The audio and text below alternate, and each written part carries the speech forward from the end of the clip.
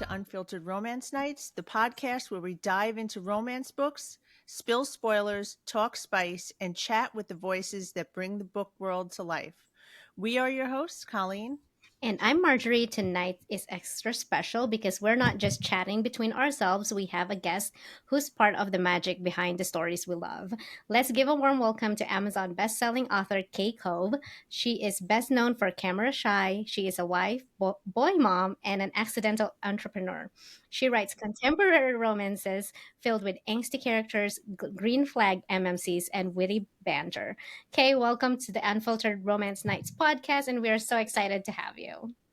Thank you for having me. I'm so excited to be here. Okay, yeah, we're so excited. Your books were so much fun.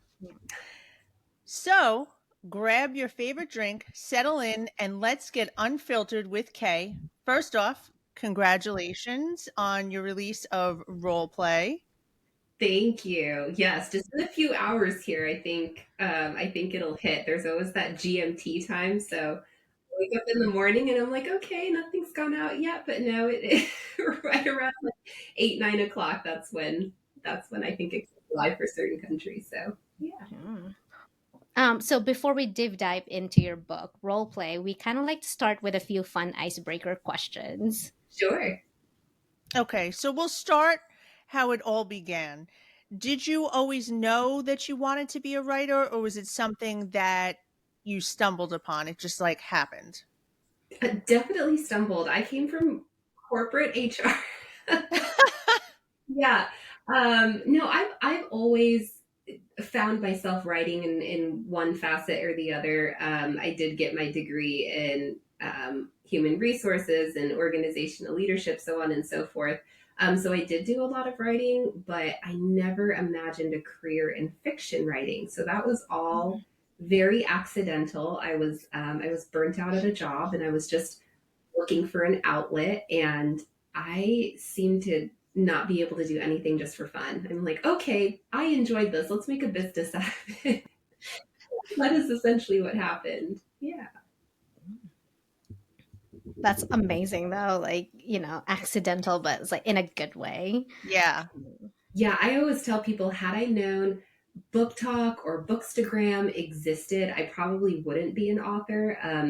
The story is I was looking for a particular kind of book. I knew what I wanted to read. All I had was random keyword searches in Amazon looking up Kindle books, and that wasn't getting me very far. And so I ended up just writing a story for myself.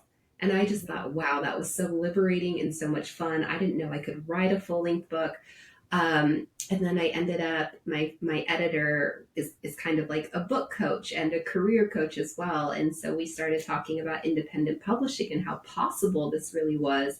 And it was just a rapid descent into madness and obsession from there. So I haven't looked back since. So is that when you started writing, like around the book talk era? Not really. I missed that big boom. So right around the pandemic, when everybody was at home and looking for things to do at home, I was not writing. I was very pregnant during that time and with a toddler, and my husband was deployed. And so I was not doing anything besides surviving. But once the pandemic was over, and I've been working from home for a very long time. Like before it was cool. I was working from home and it was weird to work from home. And I, I found myself just kind of creatively stunted in my job. And while I enjoyed the people, I just felt like there was more potential to enjoy what I was doing every day. And so that's when I sort of started tinkering with writing again. But actually, I wrote a version of the second book I published, Rewrite the Rules, about 5 years prior to me actually publishing. And I had told my friends, like, yeah, I was just bored. So I sat down and just wrote a book. I think I wrote it to about 80% completion. And if you guys could see that draft, it is filled with all of the most hated tropes. It would have been book career suicide. Like, it just would not have gone well. But I still did it, and I told my friends about it, and they were like, yeah, I don't think normal people just sit down and write a whole book for fun on a Saturday night. Maybe this is a thing, but I set that aside and I was like, no, surely that was random. Got the issue a few years later, and then I actually ended up going back to that draft, and a very loose rendition of it became Rewrite the Rules, which is book 2 in my first series. So yeah. So when you're not writing, do you have like a favorite way to recharge? I need one. I haven't been so great at that lately between work and travel, but I do love to cook. I always tell people, if you're reading about elaborate food in my books, it's because I'm either eating it while I'm writing or I just cooked it for dinner. Food is definitely another love language for me. Um, but other than that, I mean, I'm just fully in mom mode right now. I have two pretty young boys. They're both neurodiverse, so they keep me very busy. So I say sleep is my recharge when I'm allowed to get it. Right. I hear Yeah. that. Yeah. Well, Oh. sleep is important too. So Yes. Yeah. Sleep is on the board. Take it when you can. Yeah. So you said we talked about you said it was was it your first or second book that you got to about 80%?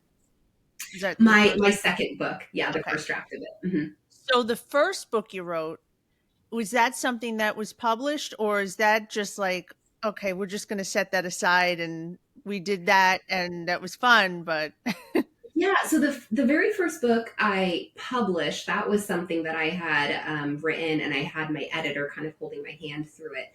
But that very first draft, where I sat down like 5 years prior, I think all I kept from that was the characters, their names, the pet in it, because I had an obsession with Savannah cats at the time. I did a lot of one of my things with books is I do a lot of research into pets, and then it makes me want all of these exotic animals. And I'm like, I have got to. I'm gonna have a zoo. Um, but basically that, and then the fact that that particular FMC was a writer, but pretty much everything else changed. Yeah. um so I know you said sometimes you eat while you're writing, but do you write in silence or do you actually have a playlist that fuels the scenes?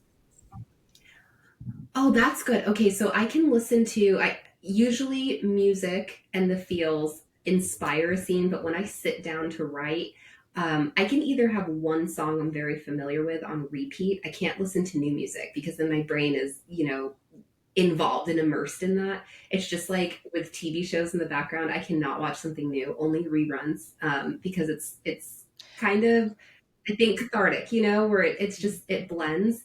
But sometimes I listen to music more lately. I like the silence, just because I've been writing fast, and that takes a certain type of focus, and anything detracting from that just can kind of be a nuisance. But I definitely need music to like inspire the scene, inspire the plot. So yeah. yeah, I always find that interesting. I wonder, like, I try and picture authors and like what their setup is like. So it's interesting. Some people need it completely quiet and some people need the inspiration of music. So, Yeah. yeah. Yeah, I mean, I think all of my big feels and those movie moments you see in your head where you're like, "Oh, I have to write this." Those always start from music with me. But I think now that I have my office, I finally, commandeered our bonus room, which was a kiddo's playroom. But I took it back as my office, and so now I like it quiet in here because it's my little space. But other times when I was writing at the kitchen table or upstairs or wherever else, I needed the music to kind of block everything else out. So I think it just depends on my environment. Okay. Now, here's an interesting question. When you are writing, is there a particular trope that you always find yourself coming back to that's just like one of your favorites? I love a friends to lovers. I'm such a sucker for it. Friends to lovers to me is I like that relationship of somebody knowing you in and out. They know your flaws, they know your quirks, and they love you through it. I just think it's so powerful, and there's a deeper level of connection of already knowing someone, but then getting to know them on a romantic level, and that's how I like my love stories. But I wrote quite a few friends to lovers. I ventured into enemies to lovers so recently, and that was so much fun. Um, and so I don't know, I guess I kind of have my moods, but if there's a go-to trope that I find myself itching to write all the time, it's probably friends to lovers. Mm, gotcha. Right. So, well, so you said you've ventured out to enemies to lovers. Are there any other tropes that you haven't written yet that you would love to explore? Okay, yes, and I don't want to scare people with this, but I have a heavy interest in love triangles. I all of the big movies, all of those dramatic, like those stories that tug at your heartstrings. For me, the ones I like have been love triangles, and it's always been a trope I try to tiptoe around because I think there's some very um, loud opinions about people love it or they hate it, and so I've always been careful about like we want to appeal to a broad readership, but it's brewing. I don't be surprised if you see a couple love triangles coming That through. is so scary. Like, Right. because, I mean, let's, for instance, Conrad and Jeremiah from The Summer I Turned Pretty. Like, how many people were so irritated that she picked at one point Jeremiah? Like, there was a lot of angry people. Oh, I haven't seen it yet. Just kidding. Oh, oh, you haven't seen any of it? Oh my God. No, I Mm. haven't. I haven't. Just kidding. Just kidding. No, I am a spoiler though. Like I am that person where I will go read the Wikipedia like synopsis of the movie before I watch it. I'm the worst, so that does not deter me at all. I am the same way. Like, it's like I love it, but I need to know. I'm a need to Mhm. know person. I'll jump right to the end just to make sure everybody survives. And I think that's why I wouldn't watch we are liars, we were liars, something like that's on Amazon. Because I've been seeing it on TikTok, like, the, people saying it's like, oh, I thought it was gonna be like a nice movie, and then and I was like, oh, okay. So and then I went to like Wikipedia, and I was like, what is the plot? And then I found out about the plot. I was like, okay, never mind. I'm not gonna. I'm you not don't need gonna to Yeah, watch watch. it though. I don't need to watch it. yeah. Well, So no, I actually think that's great though, because why? Um, I think we're kind of in this, not to divert the conversation, but I think we're just kind of in this place where arc reading especially or just reading overall it was supposed to be like an escape and such an enjoyable thing, and I think sometimes we make a bit of a sport out of it and it becomes competitive and you're just reading to consume instead of reading to enjoy. And I am a big fan of, hey, if that's not your cup of tea, do not waste your precious time on that, um, one of the things I'm trying to do is go all out for the right readership and the right audience. So Yeah. write the best story for the people who are going to love this, and then also know this is not going to be for everybody. But I will do my best work if I'm writing from like my passionate place, and sometimes that place is not always easily digestible. But you got to get those stories out so you can continue moving forward creatively. Yeah. I'm gonna need that love triangle. Okay. Oh, good. Love Love to triangle. hear that. I just need to know, like, okay, like for me, it's obviously we can't do spoilers, but I'm like to like know the spoilers ahead of time so that I don't have to like fall in love with the other, like the quote unquote wrong guy, and then everyone be like getting Yeah. mad, I like, know. why didn't you not choose the one that This I would be wanted? me on the Yeah, computer. Dear Kay, you made a mistake. you Wrong made me fall person. in love. Politely requesting a rewrite. Thank you. Or like an alternate An ending, alternate. just to like Yeah. uh get that That's a good right. idea. You could have Yeah, two endings. yeah. Write Oh my fanfic of my own work. That Right, could be yeah. fun. God. That has the other ending for the other guy. Yes. Right. Um, okay. So what's something, we're going to change gears a little bit. What's something about publishing that you wish you had known before you started? Oh man, just everything. That is everything. Um, I'll tell you some stuff as far as publishing goes that I wish I had done differently. Um, it is really, really hard to write and be creative in the midst of marketing and releasing a book. And publishing and releasing is a different part of your brain than writing. And I think I thought I could do both pretty seamlessly and simultaneously. That has proved to be a challenge. So I think, and it's something I'm moving into now, but I'm definitely trying to set myself up for um, periods of time where I'm creating and periods of time where I'm supporting my creations, and kind of realizing that when it comes to me, those are two separate subjects. I think other authors can kind of blend that pretty easily, but I think you find out what kind of creative you are the more and more that you write. So I wish I would have gotten a little bit more ahead and wrote more stories in my quiet place before publishing. Um, so that is one. And then I also think there's been a lot of um, assumptions about trad publishing versus indie publishing. And if there's something I could say to everybody, it would be there's no one right way to success. Um, Everybody has a different path. Everybody has something that makes most sense to them, and it's unique to each author and it's unique to each situation. So um, I think a lot of it is just kind of finding your own way and preserving joy while also, pursuing success and finding that balance. But there is no blueprint that fits all in this industry. That's for Right. sure. Yeah. That makes sense. Okay, so this one would be probably like a fun question. Do you have any quirky release day traditions? Oh man.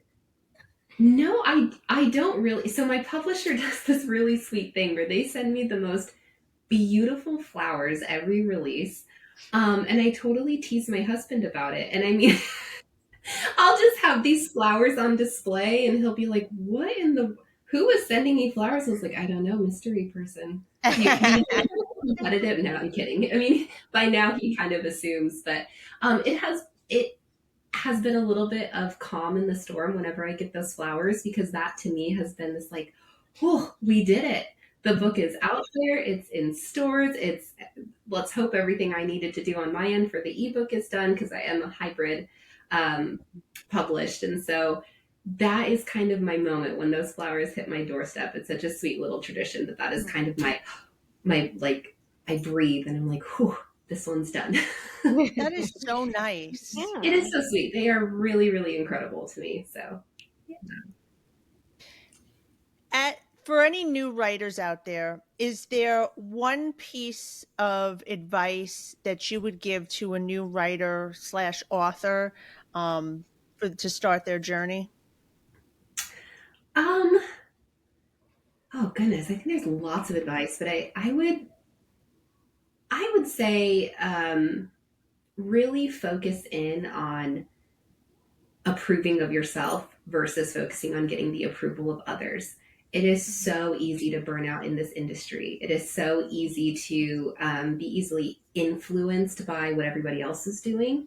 And it's, I also think, easy to lose joy in your craft and what you're doing if you're not focusing on writing the stories that are on your heart. And I mean, there is strategy to this. There is a way to, again, make your writing make sense in the industry, but at the same time, whatever you can do to preserve the joy of being an author and the joy of writing, that always has to be your number one priority. Mm. Yeah, I think especially with how social media nowadays, it's like it's brutal out there. I know. It is brutal out there. It is, and I've always, again, coming from an HR background, especially a corporate HR background, I think I had the advantage of learning how to smile in the face of difficult conversation and to professionally handle feedback or confrontation that isn't particularly pleasant. But it's you also have to remember this is a business and you are a business owner when you are an author, and there are some places where it's not appropriate for you to just share your inside thoughts. um, You got to take the high road sometimes. And that's hard. That's been a learning journey for me too. I've had a lot of nights where I'm like, whoa, this is a lot of feedback and a lot of opinions all at once. Holy smokes. Um, but I think with each release, I grow a little bit. And I think with each release, I find a little bit more of my voice and kind of how to preserve that in a peaceful place. So, Yeah. For your own sanity. This is a fun question. If you could swap lives with one of your characters for a day, who would it be and why? ooh, my goodness. That is a great question. Well, see, now I'm thinking about all my FMCs because I'm like, who do I want to date for a day? This is fun. Um, Goodness. Okay, so this is a book that is coming up. It has not yet been released, but I do truly think that if I could just try out her life for one day, it would be from my upcoming book, Paper Hearts, which actually in Selfie, which is the third book in my Lessons in Love series, she is the little sister. So the off the book series, so Roleplay, which is releasing tomorrow, it's actually kind of 10 years in the future. So it's built in the same world. But Charlie from Selfie is all grown up. She's 11 in Selfie, but it's 10 years later. She's 21 in Paper Hearts. And she is a full blown pop star in the music industry. She has some struggles going on, but she has a fun, quirky little situation. And that'll make more sense when it comes out. But I would love to wear her shoes for a day just to see. So, and not to mention, Tayo is 6'4" and just totally ripped. And Woo! We love those tall MMCs. yeah, he's a Yes, beast. we He do. really is. I mean, right, we talk about this all the time. I mean, have we ever been like, oh, the MMC in this book, he's 5'7" and he's hot. Listen, though, I'm telling you, if an author could pull that off, that would be magic. I mean, it's funny. Our book boyfriend expectations are very different than our real life expectations. I know. I Yeah. know. I mean, I So always tell her, I was like, I'm 4'10". I don't know what business am I like thinking of like, why would I want a 6'4" guy? Like, I mean, I could totally like be fine with like, the 5'8", 5'10" guys. But it's like, no, like in book world, it's just different. It's Okay. different because in book world, you are also 5 foot. Every FMC, I swear, is between like 5'5" to 5'7". Maybe sometimes you have the 5'3" in there, but yeah, they're Yeah. that's So so funny. as long as you True. can still wear high heels and still be yes. short and they can still carry you over their shoulders, perfect. You have to have the money lines. He always has to be towering over her in Right, some way. exactly. Flinging over the shoulder and just Yeah. doing Yeah. all the good stuff. Yeah. Yeah. Oh, that's Like, funny. like some gymnastics, in the bedroom, like figuring it out. Oh my God. Absolutely. I know. And nobody ever gets hurt. I mean, if you try and fling me around, I'm gonna be like, oh, my back, my back. Dude, yeah. No, like we try those, those TikTok trends where the guy like flips them over. I was No. like my husband will do that. I was like, my back, I'm Yeah, done. Like my exactly. back. It's like I'm done. Never I'm again. at the age where I'm like, not even trying that. No, I'll just write about it. That will not be reenacted over here. Yeah. Oh, that's funny. We always Okay. practice it before we like turn on the camera because then it's like, Oh, okay, like yeah. nope, that hurts. Just not No, comfortable. you should I'm do good. it. Although Dude, the Put that people camera love the on. bloopers. We love the I did bloopers. Yeah. one. I did one already, and I was like, Yeah. I was dizzy after the second time. I was like, whatever's on the camera, that's it. We can just post it. That's Yeah. it. Oh, that's awesome that he does that with you though, and he has fun and gets in front of the camera. I love to see that with couples because it's just this shared fun time. Yeah. Right. He's over it by the first take. He's like, come on, let's do this. Like I'm over it. Like before we even like start, he's just over it. But he does it for me. So I was like, it's okay. It's I just get it. one I take. get it. Yeah. Oh. Oh. Now we're gonna get to the good stuff. Let's chat about your new release. We won't give any spoilers, and by the time this airs, the book will have already been out. So we're going to talk about role play. The lead FMC, Sora, is a struggling indie romance author. What I want to know is how much of her story, if any, is from your personal experience as an author. More than I would care to admit. Yes. Obviously there's a lot of scenes that are exaggerated to make it, understandable, but I think every feeling Sora had is definitely something I've been through. It was a really raw book for me, and so it was one of those books where actually writing Sora was so easy in the sense of those were my feelings, those were my thoughts. This is everything. Like I didn't have to do too much research into, and also Sora is half Korean. I'm half Korean. I put a lot of personal things into that book, but I also, it was so refreshing to know as I talked to some of my author friends about, the scenes I was writing, the feelings I was having, it just resonated. It's just the shared experience that I think, and not just authors, but anybody in the creative space that we go through. It's really hard to, um, be in such a subjective field and kind of have that guiding light of, am I doing this right? Am I doing this wrong? um, what makes a good book? What makes a bad book? Does that even matter? Because at the end of the day, I really do think it's about getting the right book into the right reader's hands. It's less of a scale of what qualifies as good as bad, and it's more of a scale of, are you the readers who are interested in this trope, in this story, are you writing it in a way that's fulfilling that interest or fulfilling that need?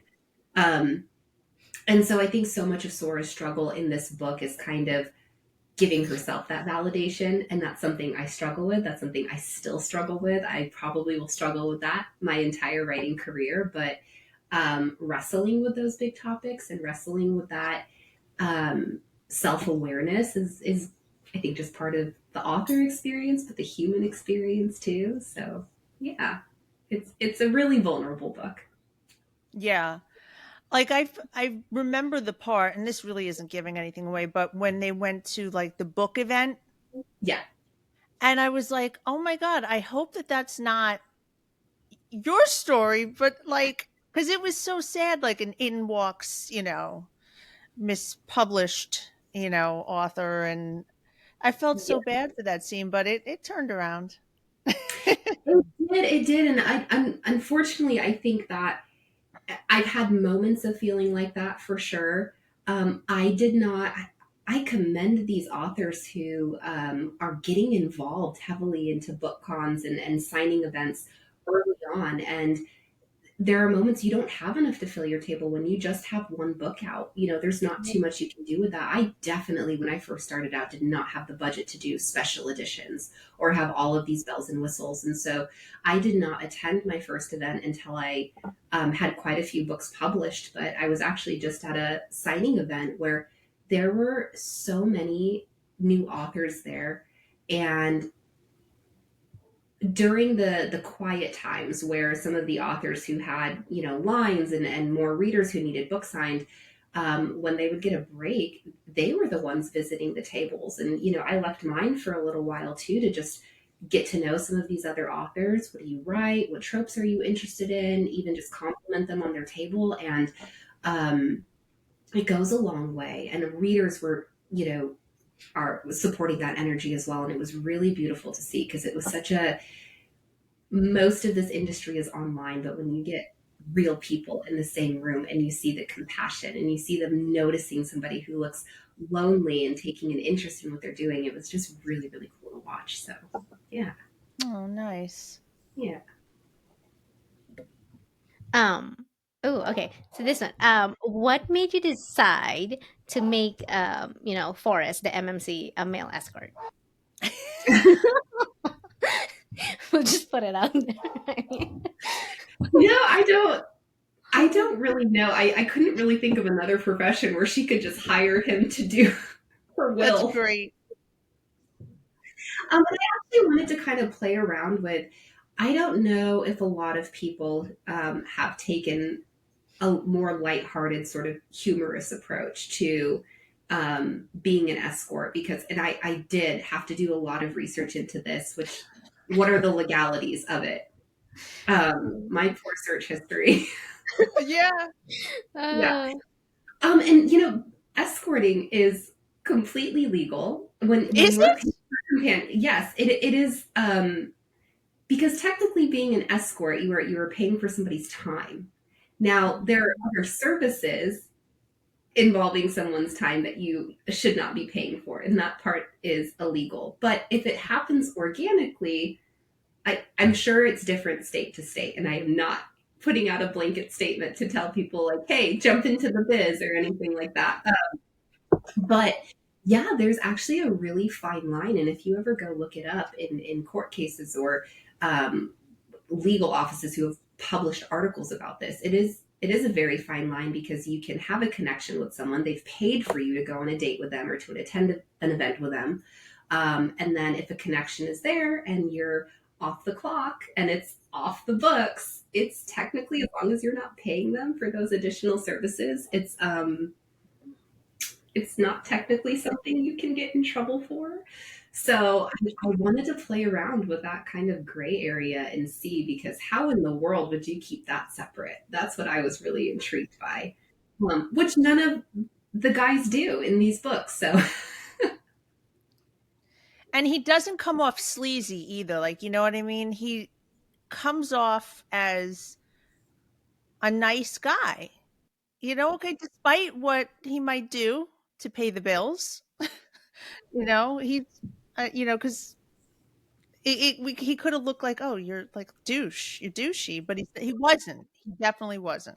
that was a fine line to walk. And that is why him being on that date with Celeste was really important to me, because that is not what she was after. She truly was hiring an escort for paid companionship and attending that wedding. And so I thought that was the most palatable way to get to know Forrest, because I think that could have been presented in a certain way at first that would have really turned readers off. But especially Forrest being a single dad, and having the reasons why he does what he does, and especially with the situation with his law degree and everything that entails.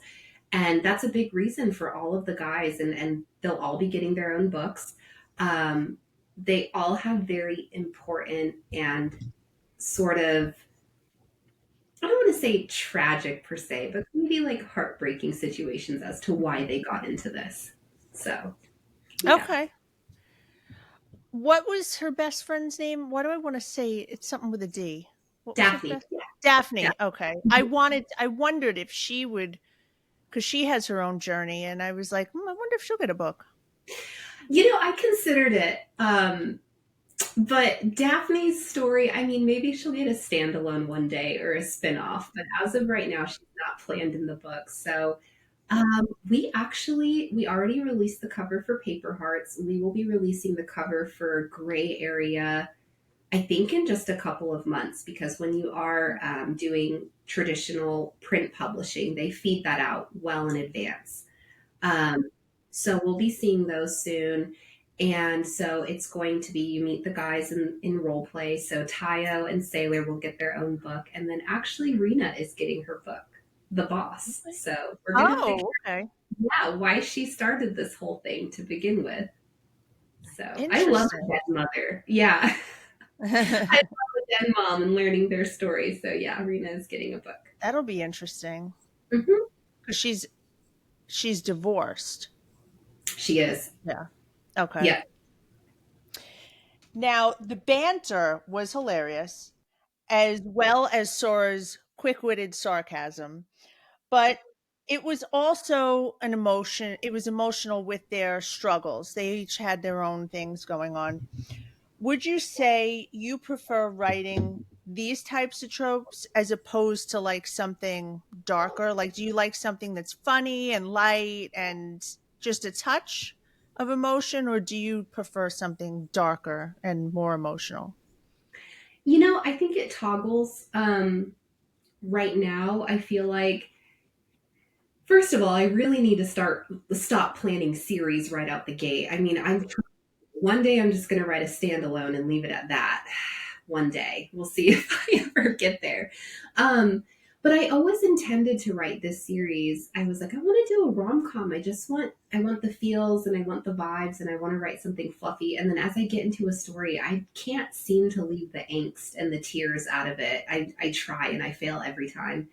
So I would say I lean toward the big emotions, those heavy emotions, but I think if I just come off of writing a rom com or something a little bit more lighthearted, then I'm like, ooh, I want to write something really gritty and something really angsty. As soon as I finish something that's a little bit darker, edgier, then I'm like, ooh, I could use something that's funny and fluffy. So I'm a pinball machine. I just go back and forth. Yeah. Yeah. That's kind of how I read. Like if it's something like really dark, where Marjorie's like, no, mafia all the way. I need to bounce back and forth for my own sanity.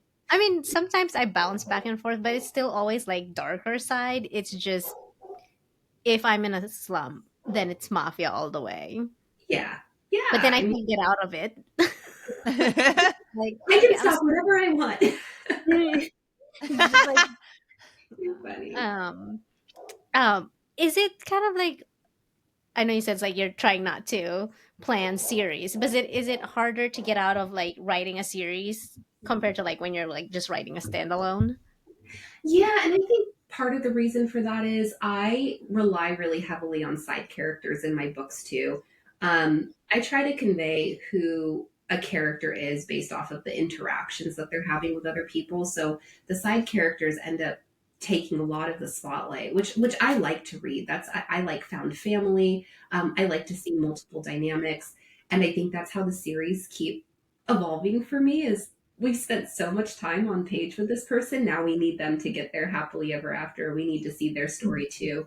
Um, I do love series, but because right now I think I'm in a phase where you have mood reading. I am right now in mood writing mode, and there are so many projects that I have plotted and planned and that are in kind of um, draft mode. And this is the first time in my life where I'm like, okay, I have to pick and choose. Right now, I do not have the time or the bandwidth to bring all of these projects to fruition. And so it really has to be, what can I do the best job at this moment? Am I going to do a better job at writing a rom com? Am I going to do a better job at writing, the next book in the Paladin series? Like, where's my head at? Where's my heart at? Um, so yeah, there's a lot of bouncing around going on right now, but it's also fun and it keeps it fresh and it keeps me inspired. So And then, so I know you said you're a hybrid author, right? Like, is it, it's, so you're more like structured with your schedule, I guess, like since if you're like following like the traditional publishing schedule, then. yes, my books are my release dates. Although we have not released them, my release dates are planned through 2027.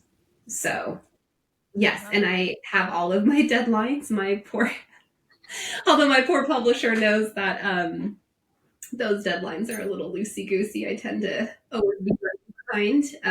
They are so generous to me with somehow magically creating more time for me to get these stories done. But yeah, I would say that hybrid publishing it's probably mirrors what traditional publishing would be like as far as structure goes. So actually, my first fully trad title, it's a duet that will be coming out in 2027. And in that case, it will be a fully trad book and not hybrid. So I kind of dabble in all the lanes. I also do have some indie releases. Well, they're indie for now, but indie releases that I'm planning as well. So I'm doing all three versions. Oh gosh, you're busy. Yeah. Yes, definitely. But at least we like know like we're gonna get more books from you like coming in. Oh Like, yes, yeah, definitely a lot of a lot of books planned.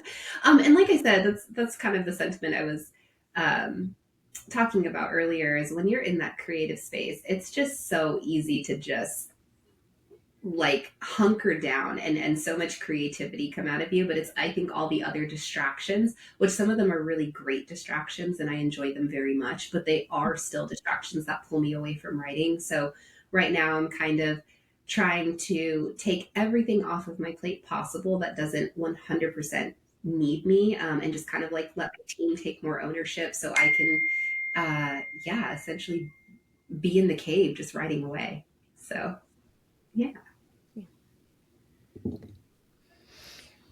Oh, this is Marjorie's favorite question. Go Do you ahead, you want me do to it. ask it? Yeah. Okay. Um, so, if role play is going to be adapted as a movie or a TV show, who would you cast as Sora and Forrest? I I'm such a spoil sport when it comes to these questions because I really, full transparency, I try not to get celebrity inspiration because then I start making my characters like the celebrity, which is always, you don't really know who the celebrity is. You know how the media portrays them. And then I feel a little like, oh, I don't want to get stalkerish, but I got to get to the bottom of the story. Who is this person? So I will find, like, when I get character art made, I will go and find like random people in magazines or just like unnamed models to like, hey, this is kind of the vibe I'm going for. I try to avoid celebrity inspiration at all costs. And like, even with paper hearts, I know a lot of people ask me like, is that Taylor Swift? And I was like, no, not every blonde singer Swift. I promise. I know we love her, but no, this is but that one was really hard to figure out somebody who we could kind of get a good visual of for my illustrator. But I usually give like a lot of different samples and whatnot because I am not good at picking the celebrity people. I'm just not. Yeah, but I will say the character that I thought was just, and it probably comes down to a proper representation of like culture. I loved the actress who did To All the Boys I Loved Before. Gosh, am I Oh, remembering? yes. Yes, yes. I don't know her name off the top I of my don't head, either. I know who you're but talking about. I just don't know her Me name either. too. her style, she's absolutely adorable. And I think she also, I'm not sure if she's a writer. I know she wrote letters in that movie, but she was just so vulnerable and raw and authentic. I think the actress did a phenomenal job. I thought the story was so endearing. So I could definitely picture her as kind of a Sora. As far as Forrest, no clue. I don't know. All Yeah. right. Random guy in magazine. Right, yes. We'll hire somebody that's on a magazine, like a There we model. go. Um, yeah, for this particular book, I know what my favorite scene is. Well, not favorite, but stands out to me. No, which What would book you boy say are you is your choosing? Yeah. what's your favorite scene? Oh man. And you mean as far as the romance aspect of it, like which Well, forest is my favorite? any like it could be funny, it could be romance. Yeah. I will tell you what, I went back and as we were going through the editing phase, the parts of that story that I reread that had me tearing up was the moments with Sora and her dad. That part where, sorry, we'll keep the spoilers light, but that part where after the dinner and the blow up and she ends up kind of having a heart to heart with her dad and she signs his book. That part had me just tearing up because that, I mean, not in a romantic way, but that was the ultimate grumpy sunshine. And she found a way to break these walls. And that was just so. I actually had somebody ask me, they're like, do you have like daddy issues? Because that felt so raw. And I was like, actually, no. No. My dad doesn't read my books. I have asked him respectfully, so stay the heck away. Do not open these books. But he is like my super fan. He's so sweet. He goes and brags about me to everybody. And I'm like, Dad, please be careful who you're recommending my books to. Thank you very much. But yeah, no, that moment was so important to me because I feel like that was a big part of the closure Sora needed. So I do think that's probably my favorite scene of the book. But as far as the forest scene, I'm gonna have to say the cowboy stuff. I am the cowboy fan in that one, and I think it's because I feel a little left out. All of these amazing authors doing their small town and their cowboy stuff, and that's never really been my lane. I probably will never be like a small town romance author, so this was my moment to get to dabble just a little bit, and that was so fun. So, yeah. I was pretty hysterical early on because their meet cute was Their that was meat not funny. cute. But then re-meet cute where the front of her dress and then somebody got a hold of some gummies and it was just like how are we Oh, gonna pull this oh, together? yeah. But it was just I don't want to say too much, but you have to experience that whole beginning, like how they come into being together, sort of, kind of. Yeah, it was really the universe pushing them together. That would not be. Hilarious. Yeah. I do love the gummy. I do love the gummy part because Sora Oh is my just so god. in her head and not paying attention and just never suspecting Just what chomping Daphne away. meant when she said, "Relax, you need to chill out." Whoops. That was Uh, funny. yeah, I had a good time with that. But I loved writing any type of moment where we could see Forrest's genuine protectiveness come out because I think that's so natural and authentic to him and having a young daughter. And so I loved those moments where his nature got to really shine through and people got to see him as more than just an escort because he does have that side. That's part of his job. He can be a flirt. He can kind of be a chameleon in any situation. So I loved the moments where the real, like, authentic Forrest came through. So, Yeah, definitely. For sure. Um, okay, well, I know you said like all the guys will have their own story. Is there any other side character that was in this book who kept stealing the spotlight and made you think maybe they need their own story? I don't know if I'm allowed to say this yet. You'll be the first to know. So, Celeste is in Oh, I one of love the. Celeste. Yeah, she is a main character in one of the books. So, Nice.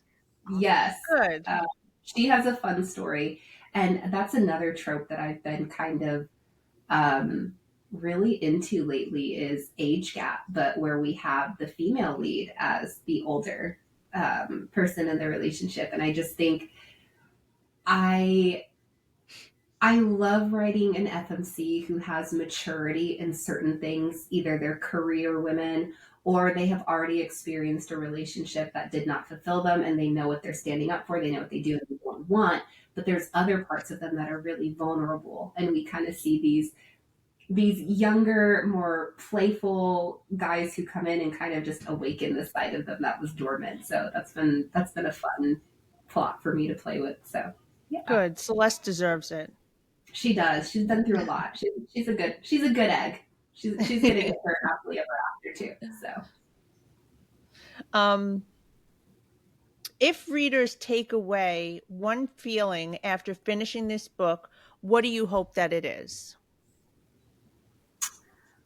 ooh, you know, I don't want to tell readers to behave or not behave a certain type of way, but I think if I could kind of open eyes to a certain something is I know a lot of people kind of talk about separating yourself from your craft, but in this particular industry where we are writing such vulnerable things and we're writing about love and we're writing about topics that a lot of people are divided on. You know, we don't all approach love and relationships the same way, and that's perfectly okay. That's wonderful. But to just remember that there is a person behind every story, you know, who curated it, and there is somebody who sees the world maybe differently than you. So as we're engaging with each other, and this goes both ways, readers to authors and authors to readers, just remembering the humanity behind it, because there are laughs, there are tears, there are heartbreaks, there are celebrations behind every book that gets published that you see out there, and every author has a story. Whether they're considered successful or not, there is a human being behind the project. So I think just kind of approaching how we interact with each other with a little bit more humanity and not always using social media as kind of the crutch of um, losing that empathy. That's what I that this book would at least start that conversation. Um, yeah, yeah, That's perfect. I love Yeah, that. love that. Yeah. I think we all Mm. need a little bit of that. a little For empathy. sure. Yes. Yes, considering like, or find a group chat somewhere where it's not in public. And the freedom to express is definitely a wonderful thing. But again, like I said, I just think that social media does allow us to connect with so many people, which is great. But it becomes really difficult to balance all of that when everyone is so different as well. And so I think that that age old lesson of you don't have to win over everybody, you just have to find your people. That's what we're striving for. So Perfectly said. I love that. thank you. So I know you said you already have plans for as far as publishing for until 2027.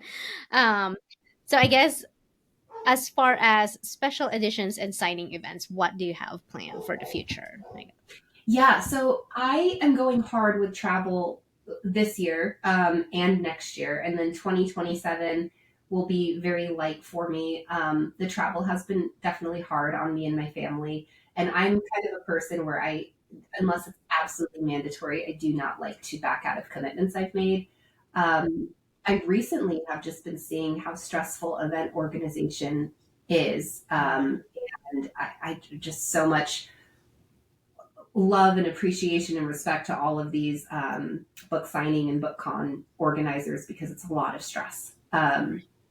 So that being said, I am not making a ton of commitments for 2027. I have been doing the personal tours, mostly for first book in series. So I'll continue to do that probably. So I imagine a tour is possible for 2027, but I don't think that they've announced all of them yet, but I am all over the place next year. And then after that, I will be chilling out at home for a little while and you guys will have to see me behind the screen. So yeah, yeah. But it's fun. It's a totally different experience getting to meet readers in person. And I love it so much. I was not a mom of two young neurodiverse boys. I feel like I could live on the road and I would love it. But it's not my reality right now. So we're making it work for this year and next, and then looking forward to a little bit of home time in 2027. And then for like your special editions, are they just like for signing events, or they are also like on your website? Like, Oh yeah, I'm sorry, I completely forgot that part of the question. Yes, so I role play. These special editions are being sold as book boxes. If you're in my reader group or if you're part of my newsletter, you've got special early access where you could just buy the book alone in case people are, being a little bit more budget conscious or they just aren't concerned about the extra swag that goes with it and they just want, the pretty hardcover. I always try to do a little something extra for my reader group or newsletter. So if you want discounts, if you want first dibs, that's the place to be. As far as signing editions, I do have something really cool planned for the Lesson in Love series that is underway as we speak.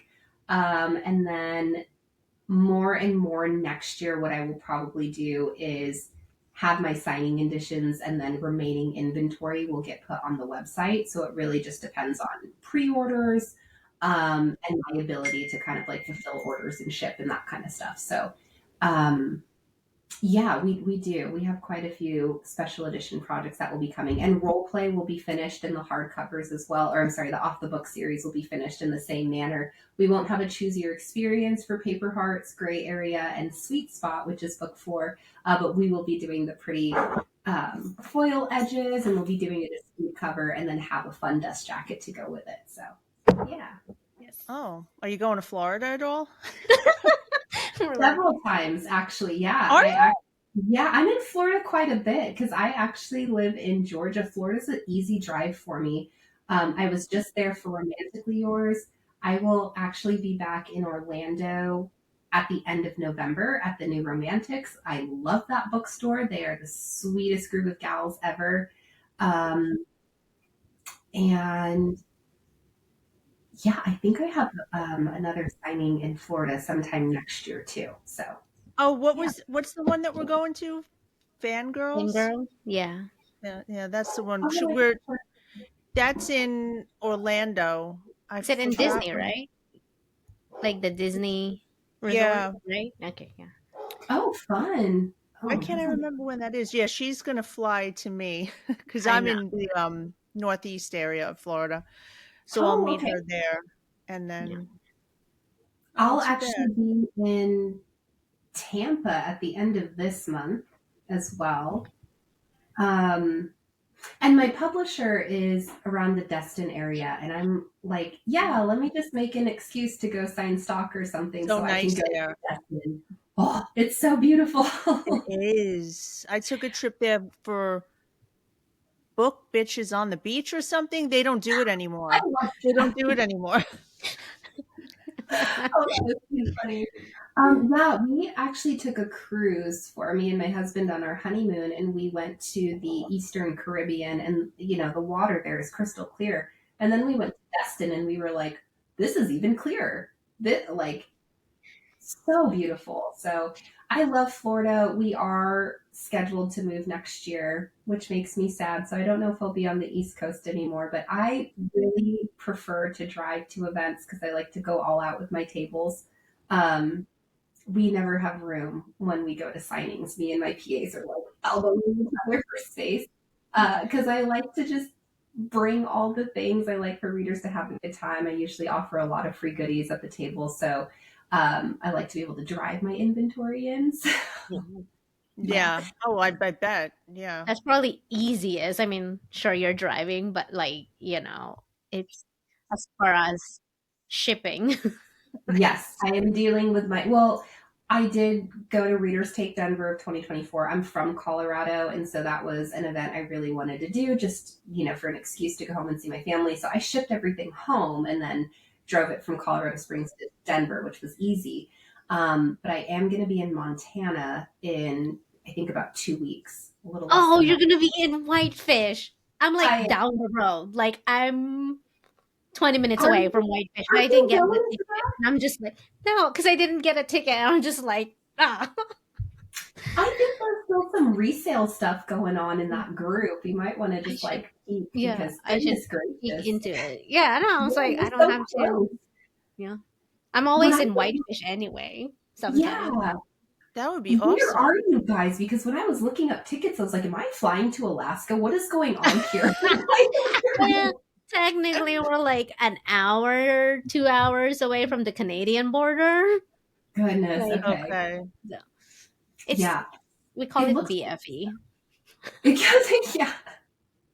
But I'm super excited. Kristen Proby, well, I think she is considered the host of the event along with um, oh my goodness, I'm blanking on. They've all been just so wonderful, but I know like she's a dear friend, and I really wanted to go and support her, so I just snuck in last minute, and I was not paying attention to the location. I was like, yes, I will go wherever you are. Thank you so much for inviting me. Then I'm looking up tickets. I was like, is this in the U.S.? We're sure this is in Montana. Yes, it's in the US, yes. There is an airport, like a tiny airport. Tiny. Yes, You know. yep. Um, But we are all booked. I'm excited. I still need to ship my books out there, but I will be bringing the role play special editions with me, and then as I release, we did get the Paladin covers redone.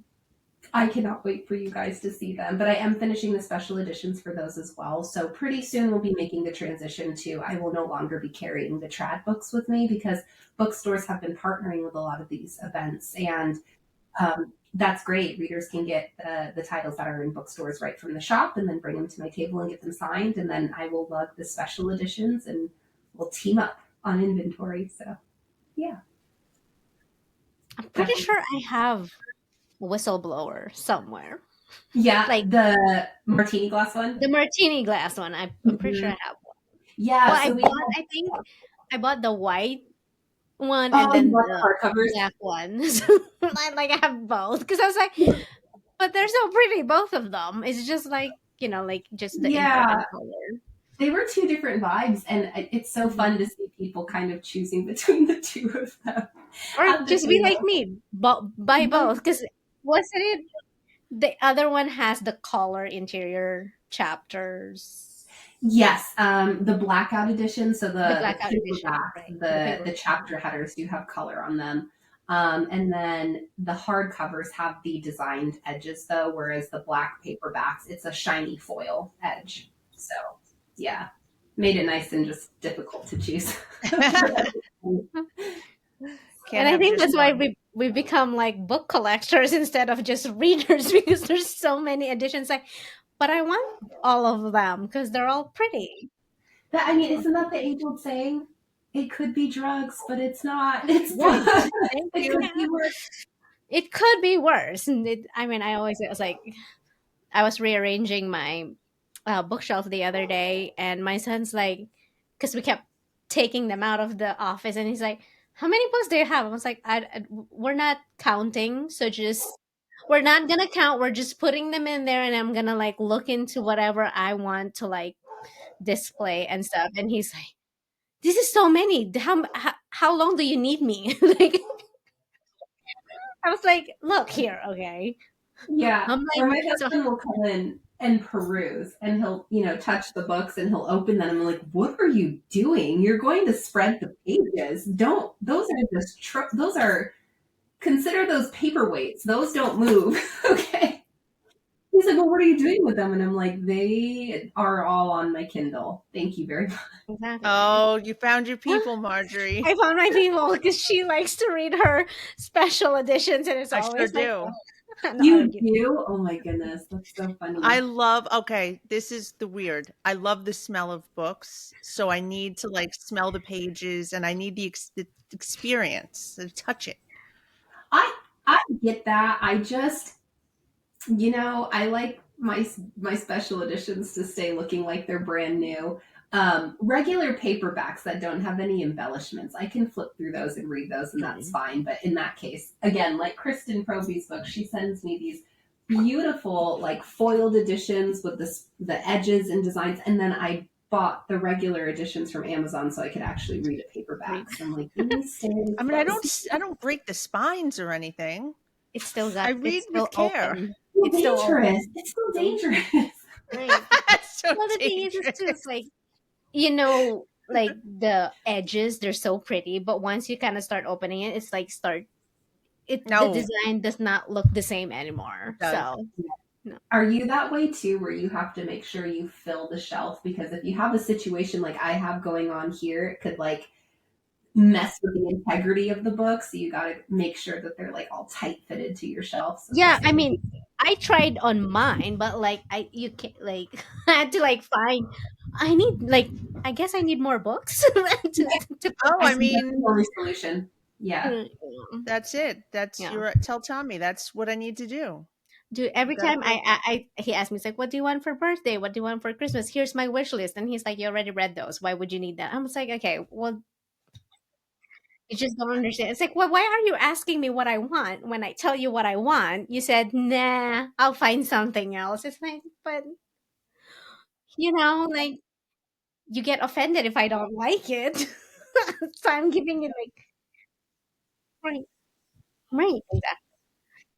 Yeah. So he always tells me it's like, I know what you like, but can you find something else that's not book related? And I'm just like, No. no, I have No, to think. that's Like I have permanent. to think. Hard pass. This is yeah, like this is easy. I think he just don't understand because he reads actual books, and once he's done, he's like, it's one and done, and that's it. And I say it's a collection. It's something. It's different. It's just Yeah. My hubby has I think it's Oathbringer by Brandon Sanderson. And that book, it is not a book, it is a weapon. Okay.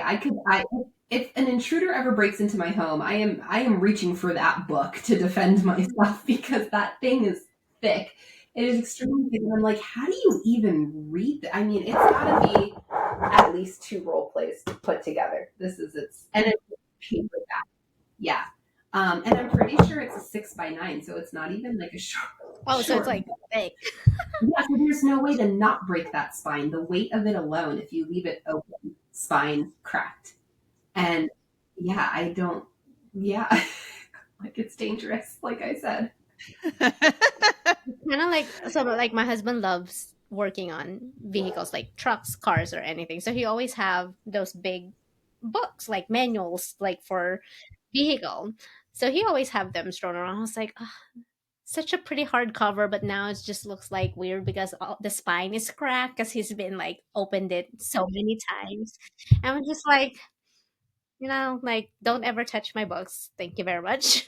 Like, Watch one day you buy him a special edition of that manual. You're like, look, it's Crack. spoiled. oh, he's gonna have stains in it, like grease stains in it. It's like I don't buy him nice things because he's always in the garage, and now our son does. Like he loves spending time in the garage. So when they both come in, it's like grease stains everywhere, and their hands are just like Yeah, protect your grease, book. and I'm just like, stop touching things because Wash your hands before you come near my book. Too funny. Oh, well, that brings us to the end of the episode today. Kay, thank you so much for joining us today. You are absolutely lovely. We had an amazing time, and it was a pleasure to be able to celebrate your new release with you, Roleplay. Thank you so much. It was such a joy to be here. Thank you guys for reading and for having me.